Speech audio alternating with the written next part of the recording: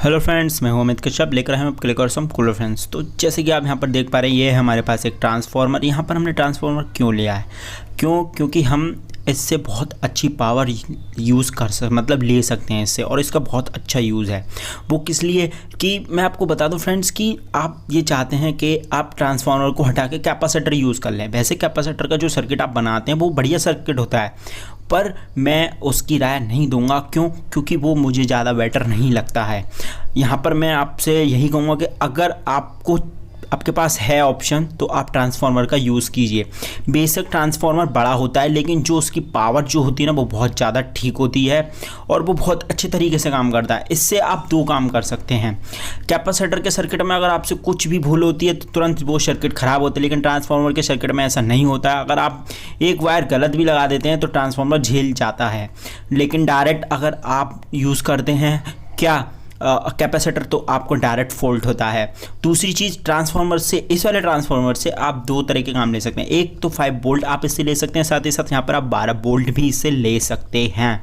वो कैसे ले सकते हैं वो आगे आने वाली वीडियोज़ में मैं आपको बताने वाला हूँ। यहाँ पर मैं आपको बताने वाला हूँ एक 5 वोल्ट बैटरी का चार्जर आपको कैसे बनाना और किस तरीके से आप बना सकते हैं, वो भी बहुत ही सिंपली से।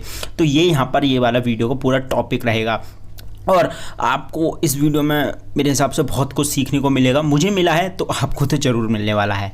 तो चलिए आगे जो इसका काम है वो भी मैं आपको बता देता हूँ। लेकिन इस सर्किट को बनाने में ना आपको ज़्यादा कुछ नहीं चाहिए, बस एक दो डायोड चाहिए। आप चाहें तो यहाँ पर 4 डायोड भी यूज़ कर सकते हैं, चाहे तो सिंगल एक डायोड भी यूज़ कर सकते हैं, या फिर आप यहाँ पर 2 डायोड भी यूज़ कर सकते हैं। जैसे कि यहाँ पर मैंने सिर्फ 2 डायोड यहाँ पर यूज़ कर लिए हैं, और जिधर से सिल्वर पट्टी होती है उधर की तरफ से दोनों डायोडों को मोड़ दिया है, यानी कि वो पॉइंट हो गए प्लस के, और जिधर ब्लैक ब्लैक है टोटल उधर के हो गए माइनस के पॉइंट। तो ये चीज़ें यहाँ पर हैं। आप चाहें तो यहाँ पर एक ब्रिज बना सकते हैं। कौन सा? ये भी एक तरीके से ब्रिज होता है पूरा। लेकिन दिक्कत क्या है यहाँ पर? मेरे हिसाब से कोई दिक्कत नहीं है। यहाँ पर हमने 2 डायोड यूज़ किए हैं, और सिंपली अगर हम यहाँ पर 4 यूज़ करना चाहें तो 4 यूज़ कर सकते हैं, 8 भी यूज़ करना चाहें तो 8 भी यूज़ कर सकते हैं। लेकिन 8 का हमारे यहाँ पर ज़रूरत नहीं है, तो फिर हम क्यों करेंगे?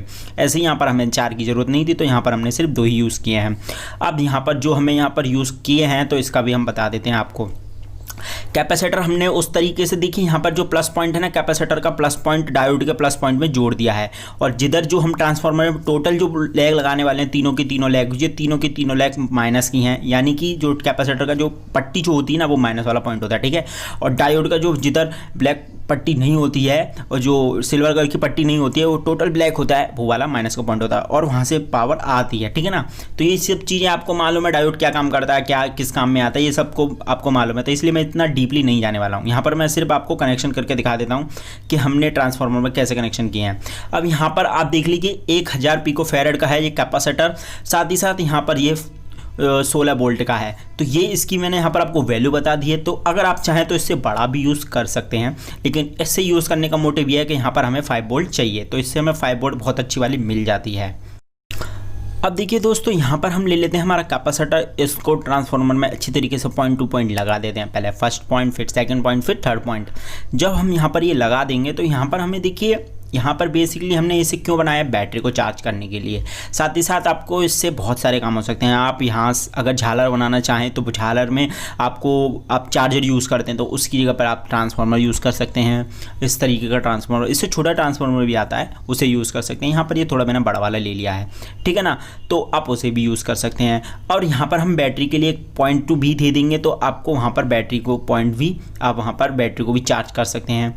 अब यहाँ पर सबसे पहले तो मैं आपको सर्किट चेक करके दिखा देता हूँ कि पूरी तरीके से चालू है कि नहीं। तो यहाँ पर देख लीजिए, ये ग्रीन लाइट चालू हो जाती है, जैसे कि आप देख रहे हो हल्की हल्की ग्रीन लाइट जलती है।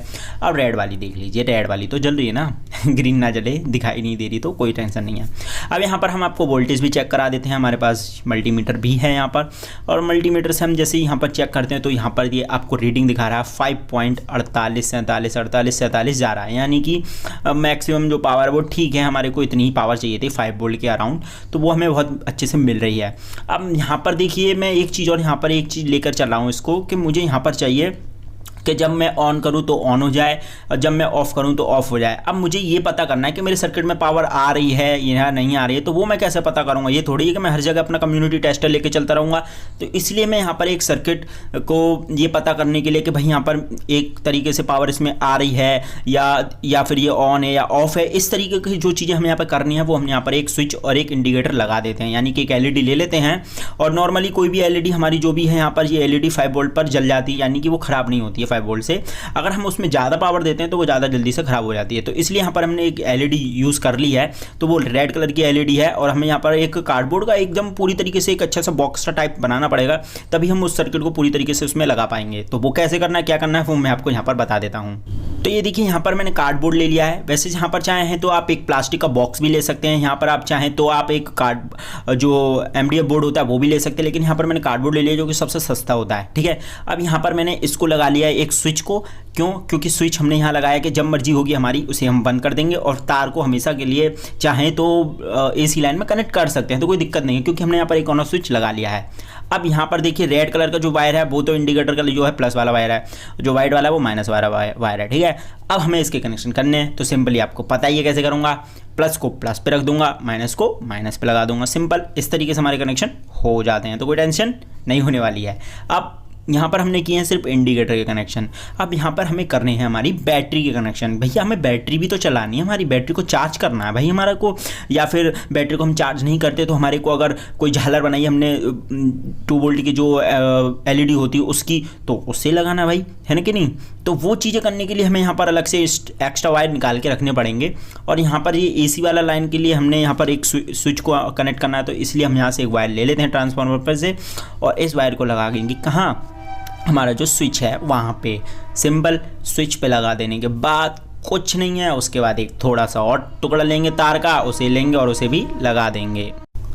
अब यहाँ पर मैं इसको कनेक्ट कर दूंगा यहाँ से, फिर हमारा एक ऑन ऑफ स्विच सर्किट बन जाता है, यानी कि हम जब ऑन करेंगे तो ऑन होगा, ऑफ करेंगे तो ऑफ होगा, सिंपल। ठीक है, अब उसके बाद इसे हम कार्डबोर्ड को जो हमने बॉक्स बनाया है इस बॉक्स को लेंगे और अच्छे तरीके से इसको डिब्बे में एकदम फिक्स कर देंगे एकदम, क्योंकि हमारा सर्किट अब ये पूरी तरीके से बन चुका है। ठीक है, और हमें जो चाहिए तब वो सारी चीज़ें हो चुकी हैं, तो अब हमें इसे एक बॉक्स में फिक्स करना है। उसके बाद आपको दिखाना है कि ये लुक वाइज कैसा लगेगा। वैसे मुझे नहीं लगता कि हमें लुक का भी कुछ मैटर रखना पड़ेगा इसमें, लेकिन आप चाहें तो किसी भी तरीके से इसे ढाल सकते हैं।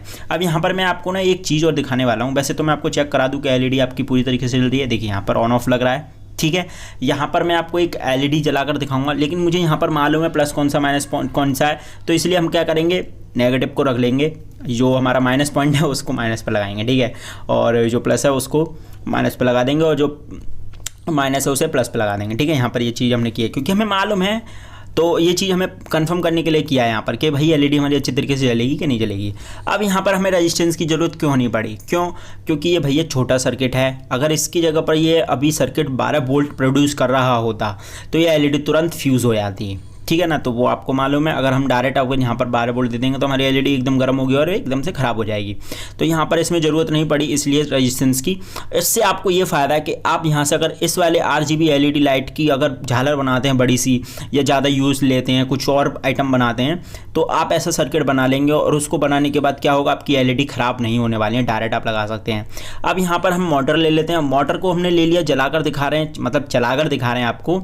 तो ये जो है एलईडी बंद हो रही है। क्यों हो रही है? क्योंकि जो मोटर की जो अंदर का जो ब्रुश होते हैं ना, वो आपस में इंटरनली शॉर्ट हो रहे हैं, यानी कि वो वहाँ पर शॉर्ट होंगे तो फिर क्या होगा, यानी कि वो इनडायरेक्टली आपस को छू रहे हैं, यानी कि प्लस माइनस आपस को छू रहे हैं। तो उससे क्या होगा कि हमारी एलईडी शॉर्ट होगी और जो बंद हो जाती है इस तरीके से। अगर हम एलईडी जलाते हैं तो नहीं होता है, यानी कि हम जो जलाते हैं एलईडी तो रेड वाली एलईडी जलती रहती है, लेकिन मोटर को चलाने पर ऐसा हो रहा है। वो इसलिए हो रहा है क्योंकि हमारे इंटरकनेक्शन हो रहे हैं और वो आपस में शॉर्ट हो रहा है प्लस माइनस, इस वजह से हमारी एलईडी बंद हो जाती है।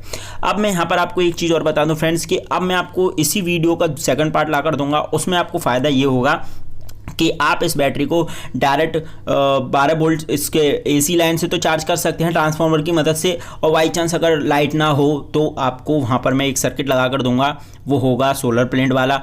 और दूसरा, आप इसे फ़ोन से भी चार्ज कर सकते हैं, मोबाइल का चार्जर होता है उससे भी। तो ये वीडियो आपको तुरंत तो पता नहीं, पर जल्दी मिल जाएगी, तुरंत जल्दी हो सकती है, मैं जल्दी बना कर दे दूँ, 3 दिन में या 2 दिन में आपको तुरंत मिल जाएगी वीडियो, क्योंकि ये कंफर्म हमारी वीडियो बन चुकी है। इसके तुरंत बाद ही आपको दूसरी वीडियो भी मिल जाएगी। तो ये वीडियो अच्छी लगी हो तो ज़्यादा से ज़्यादा शेयर कर दीजिएगा। मिलते हैं इसी तरीके की और वीडियोज़ के साथ। Have a nice day, bye bye friends.